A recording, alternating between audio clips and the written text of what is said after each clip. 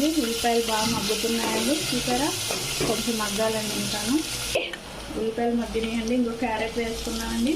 Carrot తర్వాత green pieces వలుసుకున్నానండి. నానబెట్టిన బఠానీ కంటే కూడా గ్రీన్ పీసెస్ వేసుకుంటేనే కూరలో బాగుంటుందండి, మెత్తగా ఉంటాయి. బాగా మగ్గబెట్టుకున్నాం. బాగా మగ్గుతున్నాయండి. ఉల్లిపాయలు, క్యారెట్, గ్రీన్ పీసెస్, పచ్చిమిర్చి అన్నీ బాగా మగ్గుతున్నాయండి. బాగా మగ్గాయి కదండి. ఇంకొన్ని ఆలు కూడా వేసుకున్నాం. ఆలు కూడా వేసుకొని బాగా మగ్గాక తగినంత ఉప్పు కూడా వేసుకున్నామండి. ఉల్లిపాయలు మగ్గినాయండి. బంగాళదుంపలు కూడా వేసుకున్నాము. క్యారెట్, గ్రీన్ పీసెస్ కూడా వేసుకున్నామండి. ఇంకొండి బాగా మగ్గుతుంది. రుచికి తగినంత ఉప్పు వేసుకొని మగ్గబెట్టుకుందామండి కాసేపు.